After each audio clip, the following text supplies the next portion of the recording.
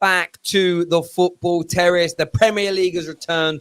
What a weekend of football we had. It was absolutely out of this world. Out of this world. It truly was. We're going to tackle some of the big talking points. Paul Pogba shutting up Souness, shutting up his doubters. We're going to touch on Arsenal, their fall from grace. Are they finished at the elite level? But we're going to start by talking about Kai Havertz to Chelsea. It's taken another step further forward, according to reports. It looks as though it's going to be confirmed very, very soon, with the Bundesliga finishing soon. We've got a really good panel on the show tonight with us as well. We've got Adam Charles, we've got Aaron, and we've got Devil in the details. Danny Boy is back by popular demand. Jed, welcome back to the show. Good evening. Hello. Evening. Great intro. I appreciate that. You've got to set it up as you mean to go on. Listen, everyone who's tuning in, hit like buttons, hit share buttons, hit retweet buttons. Share this right now on Facebook, Twitter, all your friends, all your family, all that jazz. Be amazing if you could.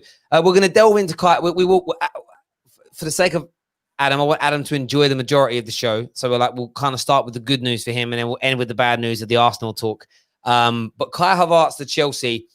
There was talk about personal terms being agreed last week. There's now talk today about Leverkusen and Chelsea being very close to agreeing on a fee and a payment structure.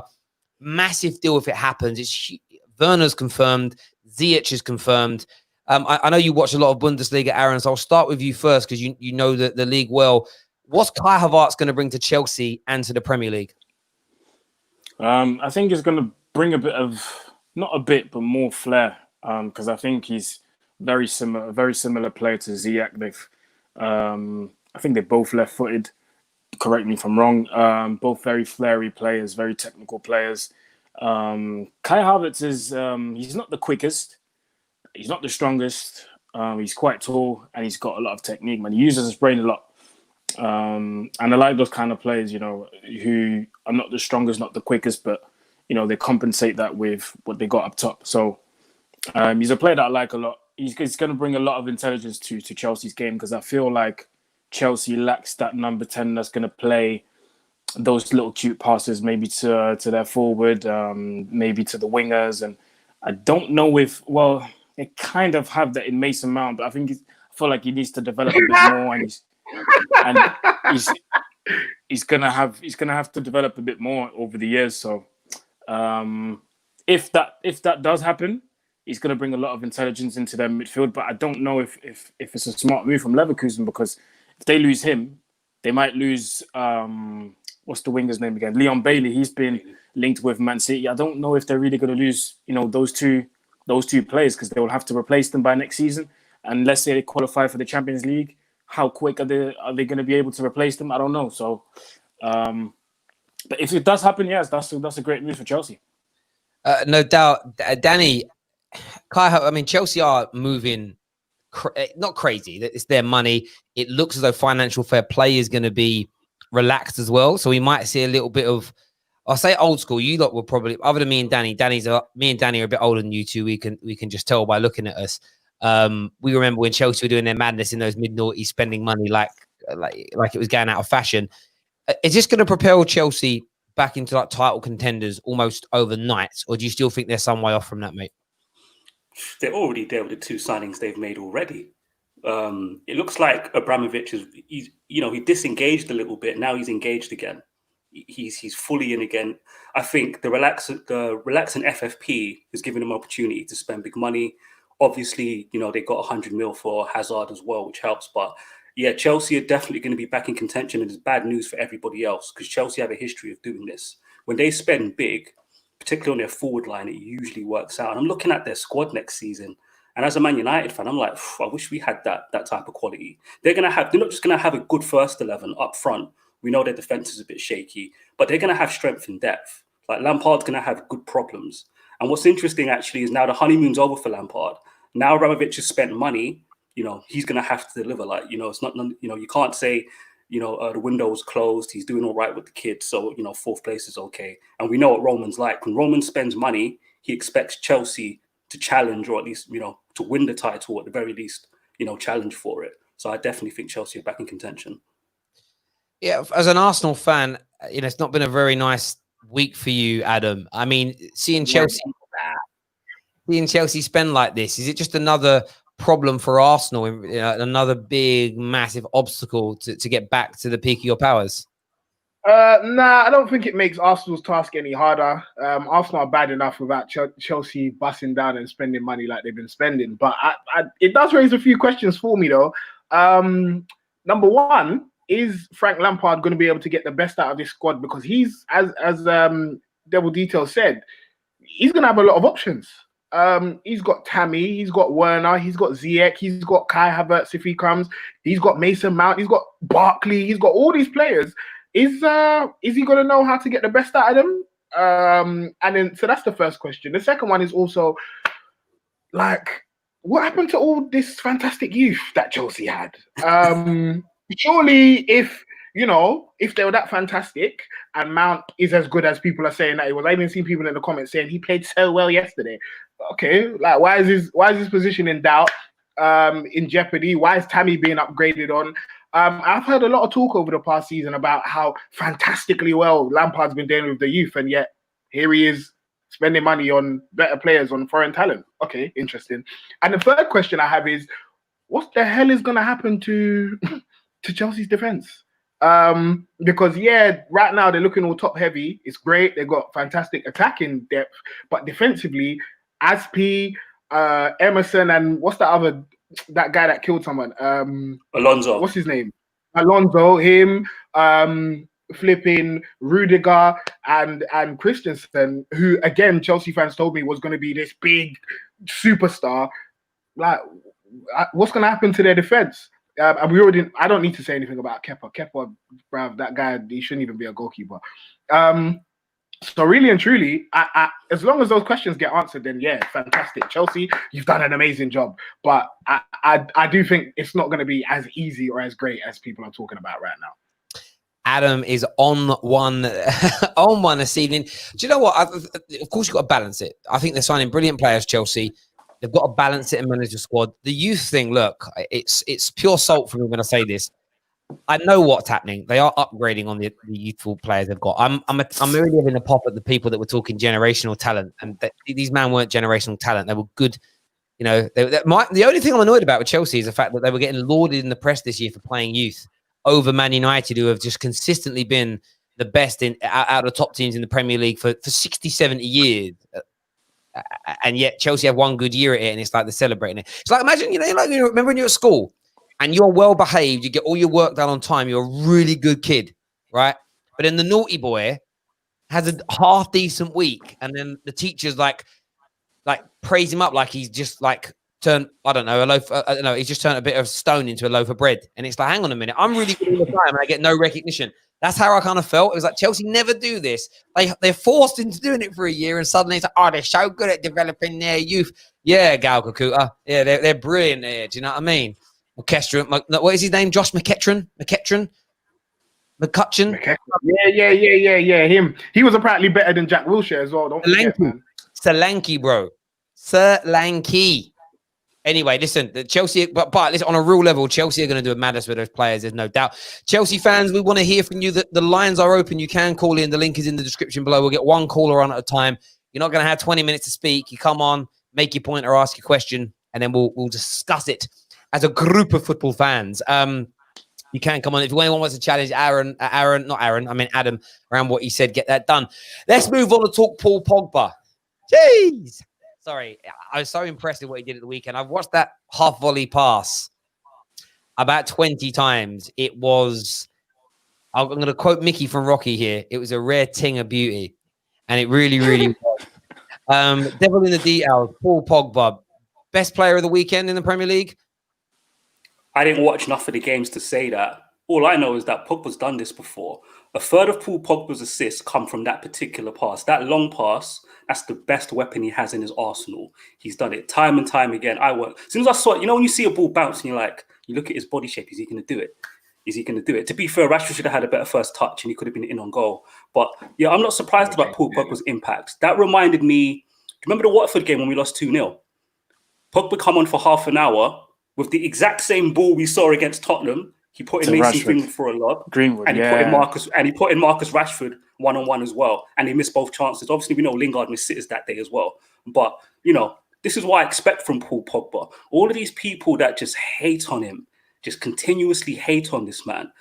When United get their act together and put quality in the final third, that's why I was saying before, I'm envious about what Chelsea are doing. Chelsea's final third is going to be set. They're problem solving. They haven't bought an out-and-out striker, but they're going to have Werner and Havertz and Tammy. Between those three, Chelsea will be okay in the striking position. We don't have a 10. Well, we do have a 10 now, my bad. But we don't have a backup 10 at the moment. If Bruno gets injured, we're back to square one. Yep. The right wing position, Juan Mata and Dan James. I know I'm going off the Pogba topic, but this is what's been hindering Paul Pogba. If you actually look at it, Paul Pogba's best form at Manchester United was when, to be fair, on paper, this team should have done better. Was when we signed Matic, and then we had Pogba and Matic as a double pivot in a 4-2-3-1. Mkhitaryan, Jesse Lingard had that 3-month purple patch where he was brilliant. A proven goal scorer on Lukaku, and Marcus Rashford and Martial on the left-hand side. That's the only period where Paul Pogba's truly been consistent. And I noticed as well during that period, when Mkhitaryan wasn't playing well, you saw Paul Pogba's form dip because he had nothing ahead of him. And that's what's been hindering Paul Pogba. No quality in the front line. So I'm not surprised by what we saw at all. Not surprised at all. Adam, from you're looking at this as an Arsenal fan, and I know always like to give their rivals that stick. But this was another top-class performance from Paul Pogba. Is it a scary prospect to think about that becoming a permanent fixture with him and Bruno in the middle of the park for Man United? Yeah, I think it's important for Manchester United fans to, enjoy it while it lasts, because in my opinion, I do believe that he will leave still. Whether it's this season or the one after, I do think he goes. But in that time, I think we need to understand that the partnership that those two could build up could be fantastic, because I even wanted to hate on Bruno when he came in, but I can't lie, I've loved everything that he's done. The pass in the Tottenham game, it was Pogba that passed it to Bruno, who had a nice little touch and then slotted it into Martial. Martial should have been tucking that away. I can't lie, like, he took too long, allowed Dyer to come back and get the blocking. So if that happens 2 to 3 times a game, then that increases the amount of goals that Manchester United score exponentially. So, yeah, I think it's a big prospect, and I think Manchester United fans should be excited. I would be if I were you guys, to be honest. Aaron, I kind of look at Graham Souness as being one of the ringleaders and orchestrators around the ridiculous level of criticism, but what has then turned into an absolute abuse campaign against Paul Pogba. One, what do you think Pogba has to do to stop that? Or do you actually think it's impossible? Is it more about Man United fans and maybe football fans in general coming together just to say, hang on, we can't allow one of the greatest talents in the game right now to be almost bullied out of the English game, bullied out of our clubs by just sheer ridiculous criticism that he receives on a day-to-day basis? I feel like no matter what Pogba does, Souness is going to have something to say. That's what I feel is going to happen. Even if he puts in a 10 out of 10 performance, scores a hat-trick, there's always going to be something that he hasn't done in Souness's opinion.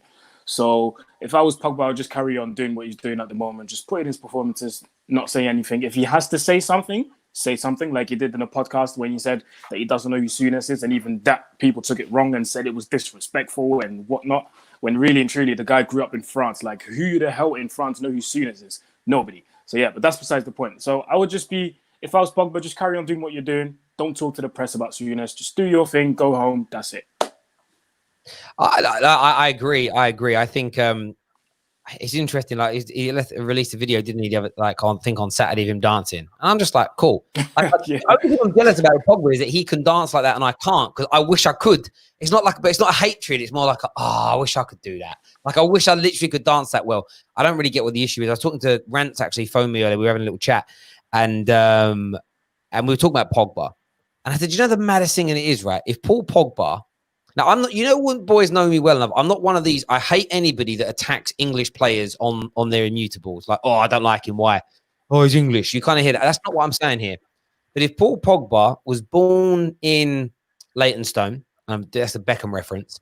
If he had nice blonde hair, blue eyes, but didn't have tattoos, didn't drink, didn't go out to nightclubs, was as great a football player as he is, he would be held up as the poster boy of football globally. There's no doubt in my mind. I mean, look at Beckham and look at Wayne Rooney. Now, by the way, they both did get, before he went, oh, they got criticism as well. They did, but they were equally the poster boys. And that's why they got the criticism. Their criticism was equally as potent and poisonous as the praise they got. What Paul Pogba gets is all that praise, and then when he puts in a performance, there's I'm not gonna praise it, am I? That's how. If you see Roy Keane the other day, they almost had to beg him to say separate, yeah. And that's the stupid thing about it for me. The way I look at it is, by the way, Rooney did get that a little bit in England. I remember saying that, watch when he scores at a World Cup. They'll then just go, for years it was, he ain't scored at a World Cup. As soon as he does it, it'll be, well, he didn't do it soon enough. That's like have hope with Harry Kane. When Harry Kane banged in a winner in a final, have hope will just say, should have done it years ago though, because they got the agenda. And you always get a small, but you know what I mean? With Paul Pogba though, what I loved about the performance this weekend, he shut so many mouths up. And trust me, we're creating a catalogue on this channel. So we're going to have a catalogue. So anyone ever gets challenged by their friends, tell me a time when Paul Pogba was actually influenced the game. We're going to have it here ready. There's going to be a damn catalogue. You can go for it yourself. And you can just go bush to shut these men up. Because at the end of the day, what they hope for is, like all of us, we've got like loose memories. And it's one of those things, well, tell me a time when he influenced the game, other than the Man City one, because that's the most famous. You think, you kind of sit there and go, oh, I don't know. Because you're not categorizing these things. We're going to do that, and we're going to Can I just add this? Paul Pogba is the lamest villain I've ever seen created in English football. Doesn't smoke, doesn't drink, hasn't been caught with the lady of the night, hasn't been caught by the sun doing a line of coke in a hotel, hasn't beat up a teammate in training. Sorry, hasn't hit a teammate with a golf club in training. He's just a happy-go-lucky guy who likes to dance with his mum and his brothers on social media. That's the weirdest thing. It's just growing up watching football. I know what the villains, I know what the characteristics of the villain is supposed to be. He doesn't meet any of the bloody criteria other than some people from a different generation looking at him saying, what's the dancing about? What's the hairstyle about? Can I just say as well, he did in Italy, he hasn't changed. He was the same person in Italy. In fact, his haircuts were worse in Italy. If you remember some of the hairstyles he had at Juventus, the hair was a lot worse. He was dabbing in Italy when dabs was done. Yeah, he still dabbed it when he come to United, but dabs were dead, of course. But he was dabbing and dancing in Italy, no problem. French national team, any issues there? No. I know Dembele got kicked out of the French national team. He had problems at Borussia Dortmund, had problems at Barcelona. That's a pattern. Paul Pogba is just at Manchester United, where he's supposed to be this cancer, whatever that means. The cancer is he's a happy-go-lucky guy who maybe my biggest, the biggest criticism you could have of Paul Pogba is that he's not able to carry a team by himself. And when the going gets tough, because of what's around him, he lets himself down. But that's a psyche thing. For me, I'm not the type of football fan that will hold that against a player. That just means the manager and the football club need to do better with the environment around him and manage him better. You know, and I agree. I'm not all one way with Pogba. I can see some issues, but it's 50-50, or at least 60 Jose Mourinho, who was his manager for the most part when he's been at United, and the football club. About 30% Pogba. You can balance it out however you like. But there's people that just act like he's lazy, he's a cancer, he's this, is that. It's just ludicrous. Yeah, Adam, you can say something, bro.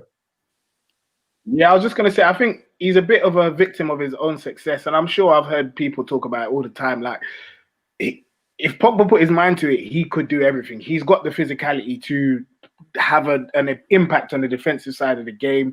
He can spray raking long passes to forwards, as we've seen him do. He can drive and dribble with it. Like, he's got leadership qualities, which we saw with France. So I think that kind of works against him tactically in some respects, because, people say, well, he should be doing this because he can do it. And so I think that kind of works against him. But again, I think we just need to sit down and enjoy the icon, the player that is Paul Pogba, because he's not going to be here forever. And when he's gone, we'll be like, why didn't we appreciate him? So, yeah. And you know what Terry, what you said about being influential in the game, and I said it on the fan cam that we did after the game. I said, A lot of people think being having influence in the game is coming in, scoring a screamer, scoring a bicycle kick, and all these things. When really and truly, you can do simple things like one movement that can, maybe take 2 defenders out and then free someone else, and you play a pass and that player scores. The skill that he did to go past Eric Dyer, like realistically speaking, a central midfielder should not be doing that. That should be the task of a winger.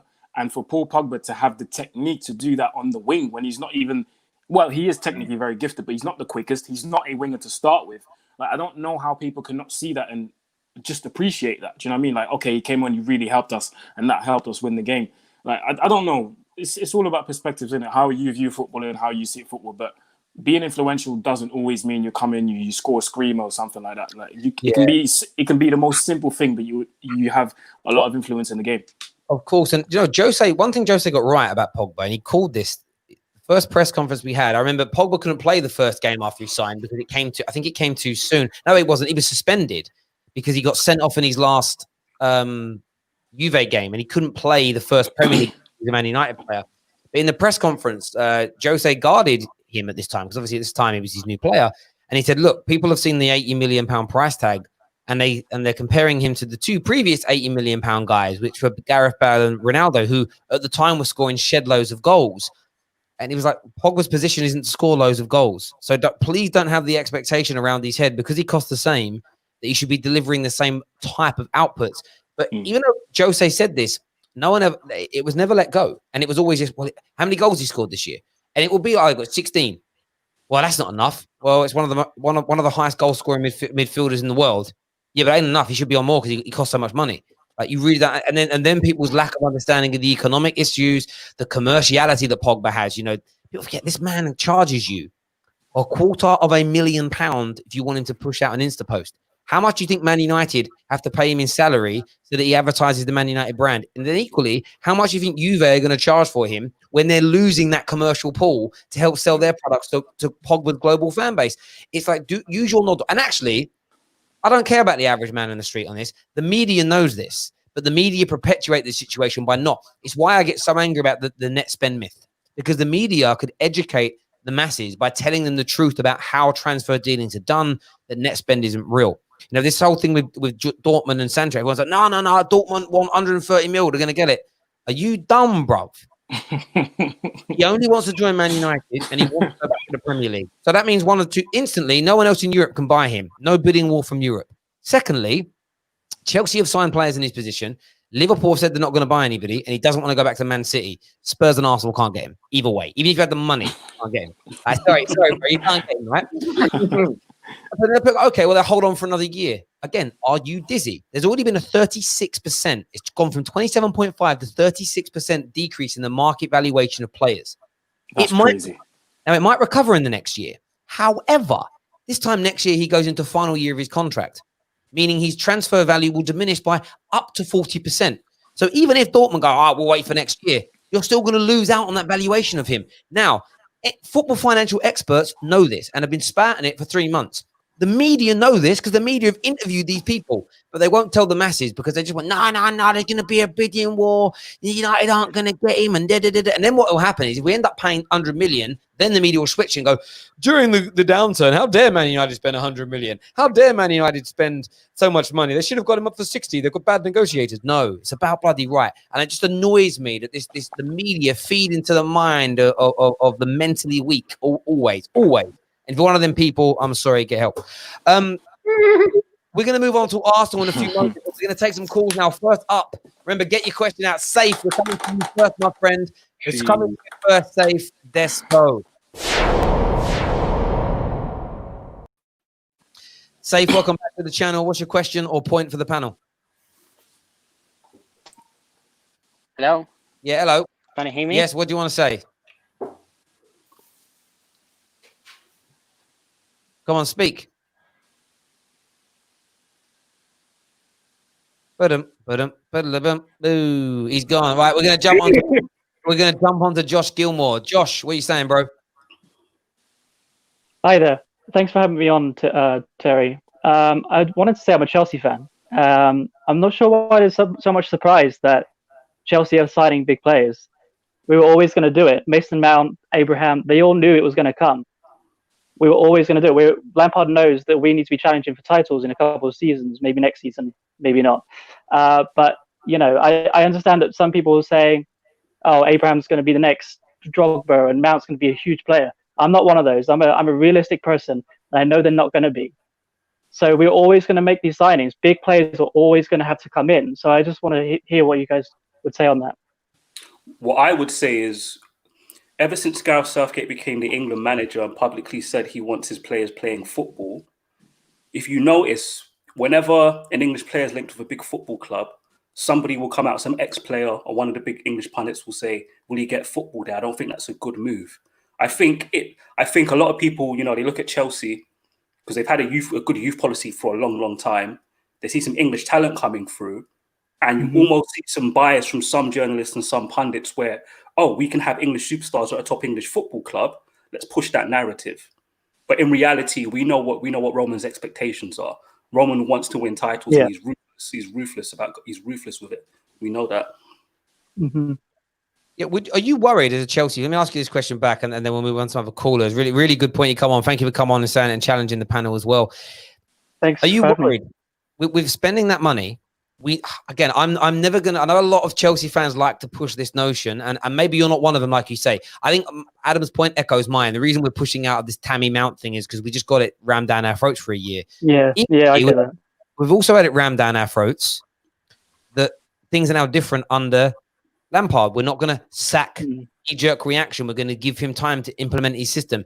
Do you truly believe that that's been changed? Do you think if you pull in fourth position next year, 35 points off of the top of the title, going out in the Champions League in the quarterfinals, no cups to take home, after spending all this money? And remember, if you spend the money this summer, since Pep's been at City, you've spent more than them, which is crazy. Is Lampard safe in that scenario? No. We all know the owner, Abramovich, can't even say his name. But I don't think you bring in Frank Lampard as your manager if you're not going to bring him time. I don't see that. He's going to give him seasons, because you don't bring a manager with no experience hardly into the club like that. I think they had to bring him in because the fans wanted him. We finally have a manager that loves the club and knows the club. So it's a different direction that we're going. So he will give him time, I'm sure of it. But he won't get a lot of time, and Frank knows that, and that's why he's bringing in these players, because he knows he needs quality, and we need to score goals, and we need to stop conceding goals as well. So, yeah, to answer your question, he won't get a whole lot of time, but I think he'll get a couple of seasons at least to prove that he's worth the job. There we go. Josh, thank you very much for coming on, mate. We'll speak to you. Thank you so much for having me. Not a problem at all, my man. We've got a comment here on Twitter. But if you're watching on Twitter right now, retweet. If you're watching on YouTube, please hit the like and share button. It says here, Lampard will get sacked if he doesn't get top 4 this season. I mean, this season. Can you imagine? No. Can you imagine? That's too early. That's we say nah. Do we forget what Roman did to Ancelotti? That's true, though. That made no sense. This man is, people have forgotten. You know what it is? We've gone through this weird period where Chelsea have had a dip, and people forget what Roman's like. Like, when he spends big, he expects the manager to deliver. To be fair to Lampard, he hasn't got the players that Roman spent big on yet, so that might save him. But he's got 2 seasons, and even the second season, you can't be languishing. You can't have a bad start to the season. We know Roman's trigger happy. Like, in his second season, if 3 months into the season, Chelsea are mid-table, Roman could pull the trigger. That's how he moves. So you don't think that even the fact that it's Frank Lampard, a Chelsea legend, will get him more time? Do you know no, what? he'll get 1 season to challenge for the title, depending on what your definition of challenge is. I'd say that's being the title race up until March. Yeah. You've got some goodwill. Then into the following season, that's why I said it's after that season. If you're mid-table in December, Roman will sack you. Do you know what I mean? It may be, and again, it depends. It's the nuance of it. If he has 2 seasons where Chelsea are consistent, they get to the quarters of the Champions League or semis, and they're challenging up until March, April even, you never know. But what you've also got to add to that as well is a different generation of football fan here talking. Maybe because I'm 10, 15 years older than a lot of people watching. Di Matteo is a legend to a massive group of Chelsea fans. Well, you know, like You know, it just is not this modern era. But there we go. Safe. What's your question for the panel? What do you want to say? Hi guys. Well, first of all, I'd just like to say, Adam, what is happening to Arsenal? I mean, Arsenal Banter FC. Oh, yo, leave Adam alone, man. Just come on and just go No, after I mean, Adam. Wow. yeah. I mean, I like to ask you guys, what do you think about running out signing a player like Park? Because the game against Spurs, I believe if we had Park or we had Nani, we could have beaten Spurs that day. Because we just needed pace. Honestly, like Park. we need a player like Park. Yes, But pace. I think Rashford and Martial have pace though, no? I think yes, a lot of I know, people, but what did you say? So you go think ahead. if we had pace, we would have won the game? Is that what you're saying? Well, if you had a player like Park that can come in and can run past defenders, or like a player like Nani, then we could have won the match. Nani, Because yes. I remember, Nani, yes, not Park. Nani, yeah, I I agree remember with Nani. there were days. Sorry, I remember there were days when we played Park in the Champions League games where he came on and he changed the game, and we got the draw, or we went through to the next stage. I think I what we mean, needed in that game was Thank you, Safe. Yeah, go on, Aaron. because Spurs was a team that well, you know how Mourinho teams play anyway. It's a low block, they sit deep and they go on a counter attack. For me, it made no sense to, yes, pace is important, but pace in that game wasn't going to help. I mean, Daniel James was seeing it. He had an awful game. I think every time he touched the ball, I think he lost it within 10, 15 seconds, and you could see it afterwards. Shit is hitting the fan when your teammates aren't even passing to you no more, because at some point, honestly, they weren't trusting him. They knew if we put him through, cool, he can run the channel and then he can put in a cross. But when they know they can't, when they don't pass it to you because they know you just can't beat your man normally like a Greenwood would do, there's a problem. So there was some moments where Bruno ignored him. Sorry, just completely ignored him. I was going to get to that. He completely ignored him when really she was just next to him. Completely ignored, because Bruno knew you're not going to do nothing. So I understand that people like, Dan James because of his work rate and the pace. That's cool. That's fine. But when you play a team like Spurs where they sit deep, James is not going to help. And I honestly think at halftime he should have been taken off and Greenwood should have played for the whole second half. And we seen when Greenwood came on, you've seen the change instantly. Unlucky with the chance at the end. He should have scored, I think. But you could see the difference. You can see it. Yeah, do you know what on Safe's point? Real quickly, I wasn't trying to disrespect him. I look at Safe's point like this: what we do need at Man United is better quality subs, like when we had Park and when we had Nani. Because if you look at Park and Nani and you compare them to Jesse Lingard and who I like to call Andre Peters in Andres Pereira, because he is not Brazilian. Them two, Nani and Park, are head and shoulders above those two players. So I think there's an element of having that quality there. So we're going to do one more call and then we're going to jump onto the Arsenal subject. We're going to throw, and we will open the lines again after the Arsenal subject as well. Akeem, let's go. Akeem, sorry. What are you saying, bro? I know you're a Chelsea fan sitting there. Thoughts on the Kai Havertz deal and any other subjects that we've been talking about? Yeah, it's cool, but personally, I don't think we need him. I think what we need to do, we need to prioritize the defense, because I think yesterday's game really showed Chelsea's weakness. This season, we can't really defend balls, set pieces, corners, anything really coming into our box is a problem. I think I saw today Liverpool bidded 54 million for Koulibaly, but then he got rejected. I think someone like that, like a center back like Koulibaly, who can pair with a Fikayo Tomori. Who bid that? Liverpool. I saw that report yesterday as well, to be fair, from Corrado de Sport. They said that Liverpool bid, around... I must have missed that one. Around 60 million euros. But it was Tuto Sport, but they're very unreliable. That's the same outlet that ran with the Vidal to United story when we had LVG for the whole summer. And that deal was dead at the beginning of the summer. And they just kept quoting the Daily Star and quoting each other back and forth. It was ridiculous. But I've seen that story. Yeah, no, I hear that. What was your thoughts on us changing the subject? What's your situation and feelings towards Paul Pogba? World class. He's my favorite player. He's been my favorite player. World class player. I think he gets too much hate for no reason. As you saw in the Spurs game, he just opened up the whole game really for United. And yeah, he's been a world class player, and it's kind of unfortunate that he gets so much hate in the media just because of his like lavish lifestyle, stuff like that. But I mean, as long as you back your talk on the pitch, I think. Yeah. So just one sec. Chelsea fans, look at this gentleman's face. He's a Chelsea supporter and his favourite player is Paul Pogba. Thank you very much. Terry. Can I ask him a question quickly? Yeah, of course can. You spoke about centre-backs. Don't you need new full-backs as well? Don't you need a whole new back four? Yeah, I was about to say that. Yeah, we need a left back and a centre back, I would say. I think our right back, Reece James, I trust him. Oh yeah, I forgot about Reece James. I forgot about him as well. Yeah, I apologize. Yeah. I take that back. I take the right back one back. I take that back. Yeah, we just need I think we just need a centre back because we have Christensen and Rudiger, Christensen and Tomori both from the academy, and then Zuma and then Rudiger. I think we just need somebody commanding that can go with them, and then a left back I think would be good. We can challenge next year for sure if we start our defense. Sorry, I'm just shocked by this comment. A Jose Mourinho masterclass left all United fans with egg on their faces. You're all saying you were going to smash Jose. He finished Bruno, had to dive to get a point. Well, Bruno didn't get dive. Bruno's penalty challenge didn't. Inconsequential. Yeah, it didn't matter. And masterclass, bruv, we peppered you. Do you know what? Me and Aaron were chatting about this on Twitter today. I understand. I feel disappointed we didn't beat Tottenham. But in the grand scheme of things, every team looked a little janky this weekend.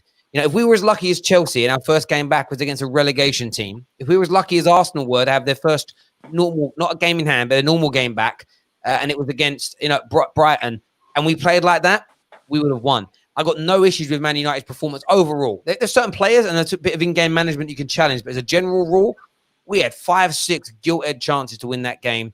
Give it another couple of matches, bro. Appreciate the super chat, but to call that a Jose Mourinho masterclass when you were getting opened up in your own stadium, and you had a player that come on the pitch after 9 months out, and he made you like you made 3 substitutions in the space of about 2 minutes after Paul Pogba come on because he panicked, and we were still opening you up like a tin of beans. I'm sorry about that. Listen, thank you for coming on, having your say, mate. We'll chat to you again soon. I want to talk Arsenal here. Adam, come to you first. I know you were disappointed on Saturday. And do you know what? Your fan cam, most viewed fan cam so far so far of doing digital fan cams outside of my own. And I don't count that because it's predominantly my channel. So well done for you with that fan cam. People really listened to what you were saying. I first of all respected you massively. I still respect you massively. But I respected what you said hugely because you didn't want to blame the Leno injury. You didn't want to blame, is it pronounced Mapai or Mupai? No idea. Because I've heard it pronounced by 6 different ways. I've heard it Mupai. I've heard it every which way but west. So you didn't blame it on that situation. You had to go at Arsenal. But what we're really here to talk about tonight, and I want about a day or so, to 48 hours to reflect. How long do you think it is going to take Arsenal Football Club to get back to the top? I think that's dependent on a couple of factors. Mainly how good the rest of the other top 6 teams are. If Klopp stays for a while, then we're not getting to the top for a long time. Pep, I reckon he'll be gone within a season or 2 anyway, but Manchester City are constantly involved. Chelsea, if they keep spending like they're doing, and Manchester United, I think they've got a decent squad in their hands now as well. So it's dependent on that, and if it continues, it could take a long time. But also, I think it's dependent on Arsenal really sorting out how they handle transfers and contract renewals, because they're even, 2020, probably since like 2009, 2010, you could list a long list of players, Nasri, Fabregas, Robin Van Persie, just off the top of my head now, of players, of players who have run down their contract, and Arsenal end up getting like pittance for them, well below market value, and it's just tiring to see because these are our best players. And then they're going to other squads. We're seeing Aaron Ramsey, who's playing for Juventus now. And you think Juventus have picked up one of our players and they got him for flipping free. You're looking at Robin Van Persie, who said the little boy inside him was screaming to go to Manchester United. He's going to win the league the next season. Like, it just happens time and time again. And it gets to the point where, again, as I said on Saturday, if I can see it and all of the other fans can see it, why can Arsenal not see it? And I swear, I'm going to be I'll be fuming. There's not much of this season that we've had to look at as positives. But I'll be fuming if Saka, who is one of the very few positives that we've had this season, goes somewhere on a free. We should sign that boy, to a flipping 50-year contract on £500,000 a week, because he's the only one that deserves it. Aubameyang, I understand he's done his thing. He's nearly been top scorer this season. He was last season as well. But he should go because we're not going to get the money that we need for him. But it's just jarring to see. It happens all the time, and I don't really know what more can be done. I get that. Do you know what? We're going to delve into your opinions in a minute, boys. When we're talking about Dan James not getting the ball from Bruno Fernandes, my brother sent me a link and said this is basically what Bruno was saying to Dan James after about 5 minutes whenever he had the ball. He just sent me this and goes, this is pretty much what he said. I'm going to put this on the screen and play it for you now. So, feeling a bit sick, really. Not nerves, excitement, really. Not sexual, you know. But she said to me wearing a white chiffon scarf to help me spot her. So, oh, for fuck.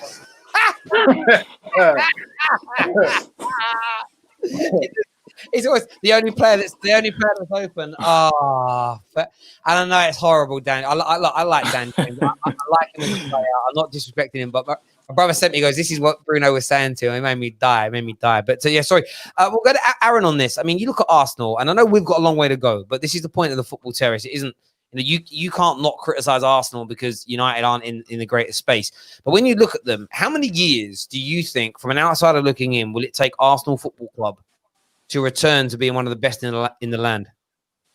How many years? Well, I said, I can't remember who I was talking to because I got asked the same question about United and I said 5 years. So it must be longer than that for Arsenal, definitely. To be fair, banter aside and all of that, it's hard to watch them go through what they're going through at the moment, knowing what they stood for in the past and what they've won and, the things that they used to do in the past with the players that they had. It's hard to see this now, and it's almost like you don't recognize them anymore. Like you sit down and you watch the games and you think, is this really Arsenal? Like, what has happened? Obviously, we've seen what happened, but what has really happened along the years for them to be in this position? Like, it's gone so bad, and it's just so weird to see that, honestly. Yeah, no, I agree. Dan, what's your thoughts on it, mate? I understand what Aaron's saying when he said it's sad to see. Obviously, growing up in London, just growing up watching the great teams that they had with Henry and Bergkamp, etc., etc. I used to live not too far from Highbury, so I've got good memories of Arsenal and that rivalry. I will never forget. I'm just going to share this story. I remember finishing work in central London when United were playing Arsenal in the Champions League. I went from central London to East London looking for a pub to watch a game. I couldn't find a pub to watch a game in. There were people outside pubs to watch that match. That's how big that rivalry is, because obviously United have a big fan base in London. So I've got fond memories of that rivalry. But I have to be honest, I'm not saying this for banter. I think Arsenal, they're done as a top football club. I really, really think they are. And the reason why when I say top, I mean as far as a team challenging for titles or even getting in the Champions League. If you look at it historically, when you were at the top, the best you could do is win a title in one season. You could never do it back to back. People used to debate who's better, Wenger or Sir Alex Ferguson. Sir Alex Ferguson wiped the floor with Arsene Wenger. And when you look at what he achieved, 3 league titles, no Champions League, a lot of FA Cups, Pep will probably eclipse that. Klopp might eclipse that. Then you look at the period, sort of Arsene Wenger's last sort of 7-8 years, you're consistently qualifying for the Champions League, and then now you finally dropped out of it. And the reason why I say I think you guys are done, you guys were cheapskates when you had money. You guys were cheapskates when you had an advantage over other teams. You had Champions League money for... What was the record you guys set for qualifying in the Champions League, Aaron? 16 years, fam. I didn't hate this. It was about 16 years, was it, in a row or something like that? Yeah. Yeah. So you had that Champions League money advantage. This is before the Leicesters and the Wolves, and even now you've got the Saudis with Newcastle. Before all of these football clubs, before Leicester have Vardy because they can put him on $100,000 a week. The Premier League landscape has completely changed.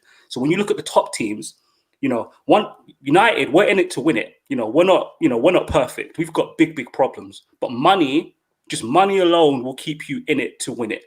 And Arsenal, I don't think you guys are going to spend the money. Arteta's going to have to recruit better than everyone else. You're going to have to recruit perfectly. You're going to have to sign 15 million, 20 million, 25 million pound players and turn them into 75 million pound players. And the worst thing is, you don't have a foundation in your team. Where's the foundation in your team so you can say, actually, you know what? In 1 or 2 windows, we can be. There's no foundation. Back four, dead. Midfield, you guys, Arsenal fans, you hate Xhaka. As far as I'm aware, a lot of you guys can't stand Guendouzi. A lot of Arsenal fans do hate Xhaka, to be fair. Ceballos is even your player. I know you guys like Ceballos. Is even your player. No, he's lost Ramsey on a free. Lacazette. Yeah. Pepe's the new Nani, but he's not at United, so he's not. You'd be lucky to get 3 good seasons out of Pepe. I don't see no hope for you guys in the next. It's 2020. I'd be surprised. Yeah, mate. This decade is going to be a long, dark decade for Arsenal, and that's not banter. I'm just being honest. I'm just looking at the landscape. It's peak. I agree. I agree, and it's actually, you reflect on things, and it's 16 years since you won the league last. You let's just say it takes 3 or 4 years again. It's gonna be so. Basically, that to put it in context, some people have been born and finished their school. Actually, no, you finish at 18 now, so my age group finished at 16. But that was your school life was 16. Imagine being born, doing infant school, junior school, senior school, GCSEs, leaving prom, and in that whole time period, Arsenal haven't won a league, and in that period, have got progressively worse. On top of that, I'm plagiarizing what Daniel said. The other teams that are on the way up, being the cheap case, not spending the money. There's the fans that play a big part in this. They're not prepared to give anybody time. They're not, they act like they are, but then there's that moment. I remember seeing some of the famous Arsenal fans. Emery's Red and White Army. They get a bad, embarrassing result, bang, straight on his back. And boards that listen to their fans that emotionally are actually bad boards. You have to understand, when Klopp was struggling in some of his early days at Liverpool, I was pushing it. I was a Man United, sack him. The Liverpool board were like, no, we know what's coming. Man United talk a lot about the fans wanted him out, wanted Fergie out. Bobby Charlton spoke about this many times. The club were nowhere near sacking him. The media rumors that he was a game away. They said, no, we saw what was happening with the academy. We knew what he was doing. We knew it was going to take time. We had faith in him. And I think with Arsenal, you've got to have a plan of action, and there isn't one. And I thought about this earlier. There are some people that are watching, some boys that are watching Arsenal play now. They're Arsenal fans. And they ain't got, trust me, they've got no hair on their balls. By the time Arsenal become a good team again, they're going to be dads. It's going to be that long. It's going to be, Arsenal fans, buckle yourself in for a long, hard, horrible journey. It's going to be, you're not going to be. So go on, mate. Can I just say, I do think coronavirus, COVID-19 lockdown has made us look worse, because what Arteta was doing before was actually okay. I don't think it was just down to a new manager bounce, because we already had a new manager. Flipping Ljungberg was making us look shocking, to be honest, but big up Ljungberg. So I do think what Arteta was doing was working. I just think lockdown has highlighted the structural flaws in Arsenal, the fact that we don't have we don't have any strength in depth. And then our players are dropping like flies, which is just sort of compounding the issue. But I do believe in Arteta, and I just want to make that clear. And I do think other Arsenal fans should as well, because he's doing his thing, man. Can I ask Aaron a question? Can I ask him a question? You mean Adam? Sorry, Adam. Yeah, can I ask Adam a question? Have you seen any changes? Because I know your recruitment team that you have now is not the same one you had 10 years ago. Have you been given any indication from what the changes you've seen at the top level of the football club, that your recruitment will get better in the short term, not even long term? I did for a time, but then he left. I saw Sven Mislintat when he was here for like it was like a transfer window. I saw Arsenal. We had intent to go get certain players. We got those players, and I was like, "Rah, Arsenal can get Aubameyang. Okay, cool." And then what? I think he started saying Arsenal should either adopt a certain approach or go after certain players. Everyone else was like, "Nah," and then the guy dipped. And now, do you know what's crazy? Do you know what's really, really crazy? Sorry, Terry. I don't know if I want Aaron to confirm this. So David Ornstein was saying basically, I know you guys had a relationship with this scouting company, this data analytical company, and that's how you ended up with that person that's left. But basically, you guys you no longer work with that company anymore. You've got rid of that guy as well, and you're going back to relationships and scouting. Like, is that true? Bro, I could. You seem to know more than me. I don't even know. Okay. There's so many voices, so much noise coming out of it. I don't know what's true. The only thing I can tell you is that our recruitment and our contractual dealings is poor. And if what you're saying is true, perhaps that's part of the reason why. But relationship-based scouting to me doesn't make sense, because I know that Klopp. I think it was with the signing of Van Dijk, when it didn't go through in Southampton the first time round. He was presented with 2 or 3 other options, and he was like, "Nah," like, because these other options had the metrics or had decent metrics, but he said, "This is the best guy. Why should I go for second or third or fourth when the main guy I want and wants to come is there?" So if these types of sort of statistical dealings with players is the best way to go, and it's yielding results like Van Dijk, bring the guy back.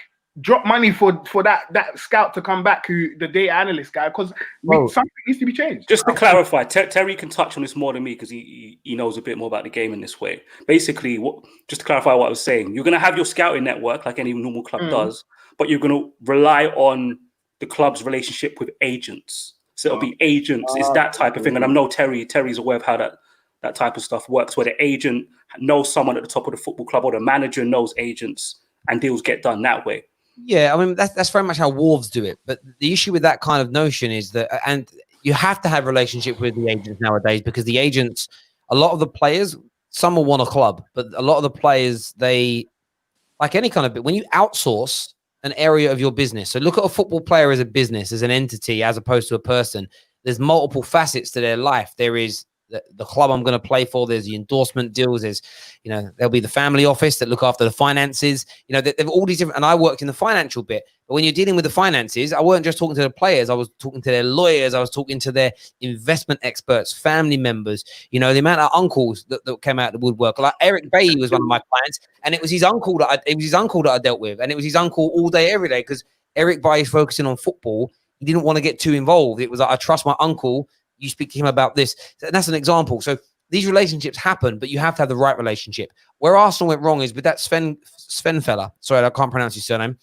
But that's where the plan went wrong, because he was bringing in the right talent. Manfan Torreira, who, by the way, I think is brilliant. He just doesn't want to be at Arsenal for 25 million quid. There's deals to be done. But for whatever reason, Arsenal started pulling away from that. Why? Because you're like what Man United were doing. You've got people that don't know what they're doing from a footballing sense, making footballing decisions. Now, I'm cool with Woodward and Matt Judge and all them man doing the sponsorship deals, doing the endorsement deals, even negotiating the contracts with players, because the vast majority of what you get paid nowadays is for what you bring commercially versus what you do on a football field. Cool. But when it comes to who gets to pick things, the managers were consistently being vetoed at Man United. Now, me and Aaron and probably Dan will disagree. I wouldn't have wanted to see Martial and Pogba sold by Jose Mourinho, but they weren't working with Jose. Jose wanted them out. Non-footballing brains went, no, you're wrong. I want this guy. No, we don't think he's good enough. At that level, all of us are football fans. We have an opinion. None of us are qualified to pick players for Man United or Arsenal. We're not. We think we are, but in the grand scheme of things, if we went into that job, we would shit a brick, because we don't have the skills for it. We all sit there telling the government how to do their job. Would any of you want to be Prime Minister? None of us, I'm not saying you boys are dumb. I'm not saying I'm dumb. None of us are equipped for it. Otherwise, we'd be doing it. It's not where our mind's at. And I think the Arsenal's plan fell apart And at the moment, you've got bad decision makers when in relation to football, making football decisions. And every year that remains in place, it falls apart. There's no coincidence that we changed our model in the summer. We let football minds make football decisions, and the vast majority of our signings have been pretty good. That hadn't happened since Fergie retired. You know, we look at the other side of it as well is very much you know, when it comes to listening to football people. Man United had an old scout of years, you know, where Woodward and the like were like, no, we don't need the lit. We've got Phil Jones. Derek Langley. Apparently, in the scouting report that they made for the scouting report said that he was too heavy. Like there was something with his. He's built like a rugby player, though. No, but apparently, what they were trying to say is that at the time he was too fat. Like not like fat, but do you know what I mean? That was the And they already had the problems with Lukaku and Lukaku, so they probably thought, it's peak. Yeah, it's not going to look like Man United anymore. It's going to look like a celebrity fat club, and we can't be doing that. You know what I mean? We're going to take a couple more calls in before we end the show. First up, we've got Dave. Dave back on the air, Chelsea fan. We're talking about Arsenal. I'm a bit like I agree here with Dan. I think Arsenal are dead in the water. I think they're finished. Do you get what I mean? They're like Betamax. It's over. What's your opinion? When a French guy named Neil was giving you stick, you know you're in a bad spot. I swear to God, that guy, he's in all your heads rent free. I mean, the Leno thing, honestly, I thought it was like fair enough. It was a bit late, but it wasn't like as violent as all of the Twitter people were saying. And then like honestly, I think you're even closer to relegation than you are to title. Because deep how many times this season Leno or Aubameyang has come to help you, like literally, like to say to like not even wins, like even to get draws from like positions where you shouldn't have got them. If you now Leno's probably going to be out until not even next season but the season after, and Aubameyang looks like he's not even going to come back. You guys are in a really tough spot. You are in a tough spot, and I don't see how, like, who's even going to come. Like, Arsenal's a big club, but when comment that was made here, and this is where people, they let points like rule their head. Terry, your precious Man United are only 6 points better off than Arsenal. Lol. Trajectory, bruv. It's trajectory. The way we've played since the Bruno coming in. Now Pogba may leave, but we'll be able to replace him. You know, we are on the cusp.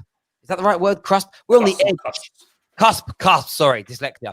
We're on the cusp, right, of signing one of the best well, I know he's turned 20, but one of the best young players of the last 20 years. He is picking Man United, potentially with no Champions League football. Arsenal couldn't do that. They used to be able to. They can't. And it's not even having a go. Man United and Arsenal are worlds apart. And I knew that all season, but I finessed it. I let Arsenal fans from the summer, barring Adam, and I will say this now, I'll protect Adam with everything I've got, wasn't doing this, but every gooner we spoke to on this channel, we're better squad than Man United, better manager than Man United, better transfer window than Man United, we're going to be in front of you. And I just sat down, I just went, okay, cool, I believe you. Third best attack in the league, yeah, cool, let's believe it. And I knew it was going to come unstuck. I knew it was. So yeah, for me, there is no comparison anymore. Give it another 2 seasons. And by the way, this is how embarrassing it is for Arsenal fans that are trying to say that. Man United have gone for our worst 7 years in 30 plus years.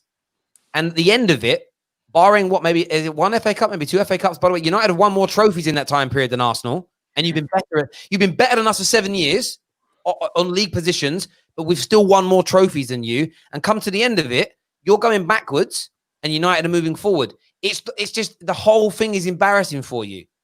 It's embarrassing. It's getting to the stage, and they went, you can go to Leicester, or like even Crystal Palace look like they're even close to Europe. If someone went to me and went, you have Crystal Palace with Europe or Arsenal right now, you're gonna have. I'm not saying I'd pick Palace, but you're gonna have to sit there and think like, right, where's Palace going and where's Arsenal going? Because right now, you're literally on this. Literally, when you look, if you put Palace and Arsenal and play them 10 times, I don't think Arsenal clearly win that battle. I don't think you do. I see that. I can see that. Like, if you play 10 times, it could be 5-5. Maybe even Palace will win. Honestly, Neil Mopay, all right, Neil Mopay. Yves Basuma has been laughing at you since how long? And he was bossing you yesterday. How many players in Palace, in Brighton, even you would take St. Maximan from Newcastle. Like, see how many players in these Right. teams that you'd call I've got to check smaller Adam. teams It's that would enough. go into Arsenal's team. It's enough now. I can't keep doing this to Adam.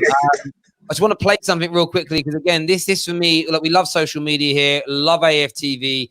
This is one of the greatest moments in social media history. Fighting for their lives and that. But that is embarrassing. Well, Robbie, before Spin it for me. Try and... Well, if I could do a couple of things first. If I could do this and say Black Lives Matter and say thank you to NHS. Mopa, you are an absolute disgrace. Yeah. Don't blame it on Mope. Don't blame it on... No, it's cheap. You're a disgrace. I hope Brian get relegated. Mopai is a cheat. Mopai is a cheat. So now you're gonna no. Mopai, you are a cheat. You are a cheat. And like I said again, Mopai, you're a cheat. Come to our dressing room and say what you said about our players. Come to our dressing room if you're brave enough. You cheat. Mopai, you're a cheat. And I hope Brian get relegated. You know how annoyed he had to be? The pronunciation on the T's, yeah, you're a cheat. Like, honestly, I almost feel the water hitting my face and the spit hitting my face as he said it. Do you know what I love about Tyler? I've met Tyler many times, but I love about him. He always has this notion of he says I never get angry or aggressive. Like it's amazing because that's like about as aggressive as you can get without glassing someone. Do you know what I mean?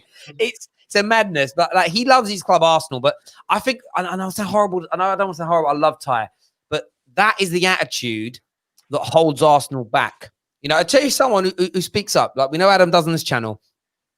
Lee Gunner was on here only 3 or 4 weeks ago when I did my because I don't host the Arsenal podcast anymore. Adam does, of course. The last one that I did on here, he was on, and I asked him like Oli versus Arteta, and he wasn't nasty about Arteta, but he was like, Arsenal fans are off their heads. They think he's going to click their fingers and we're going to play like, I can't remember word for word. I'm going to dig it out and restrip the video. But pretty much everything Lee Gunner said came true. But the reason Lee Gunner gets so much stick is one, it's the uncomfortable truth that people don't like. And secondly, he obviously does it in a very abrasive way. Like he doesn't say it politely. Lee is just like, no, if you don't believe what I'm saying, you're X, you're Y, you're Z. But Ty, on the other hand, again, it's look at his reaction is the reaction that should be his reaction to his club. Like, but the problem is Arsenal are going to keep doing this while there's people like Ty who spend, I don't know how much money Ty spends a year on Arsenal. Oh man. But that's why you get away with it. That's what, you know what? I've now decided to start buying Man United merch again. Do you know why? One, we've got the evidence through now that we've restructured how we're buying players. And secondly, I was so impressed with the way we behaved as a football club through the lockdown period. It like touched me. So I'm like, do you know what? I'm not happy with the overall picture. I'm happy enough now to start supporting my club financially. But again, if I was being treated like Arsenal fans are being treated, not a penny. I mean, to a point where if I was running AFTV, I'd stop it. I'd be like, I'm not even talking about the club. Well, I'm going to make you so irrelevant, you're done. The Arsenal fans are the most disrespected fans in here. I'm not saying don't run AFTV. Focus on something or do something else that's football related. But just like you've got to take the attention away. But, you know, when you're all standing there with Fly Emirates on your top, you're advertising the sponsors of the club. That's why the money's being paid. Trust me. And I'm telling you now, I know he kicks off there, but that Brighton player, Neil boy, the baby Neil, you know, wouldn't it be funny if he actually like retweeted that himself, the player? I'd love it. That'd be peak. That would just be the most amazing. Adam, you got to shoot. What's the time? Yeah, I do. Yeah. I do. Bro, sorry, I didn't want you to be late. That's all, mate. Say your final piece before you go, bro. Yeah, just it's going to be an interesting one for Arsenal. We'll see what happens. I do think it is going to be a difficult, maybe not 10 years, but I do think it's going to be a difficult couple of years. And by the time we look round, we won't have won a title for as long as Liverpool had. So honestly, I apologize for all the slander, Liverpool. I'm a humble man now. And I'm trying to be more mature because I don't have the right. Except for Chelsea fans who, you know, are just coming to earth. Bye. All right, bro. Speak to you soon, mate. Take care. Take care. I forgot Adam's got joint access to this. I went on there just to take him out the stream. And I can't because he's got the same access as I've got. So it doesn't allow me to do it. That means no one can kick me out, which is good. Boys, I appreciate you all coming on the show this evening, having your so big numbers tonight. Nearly over like 1,000 people, concurrent viewers, which is great. But everyone who's tuned in, thank you. Hit the like buttons, hit the share buttons. It's really important to us that you do that. Until next time, take care. Goodbye. God bless. See you all soon.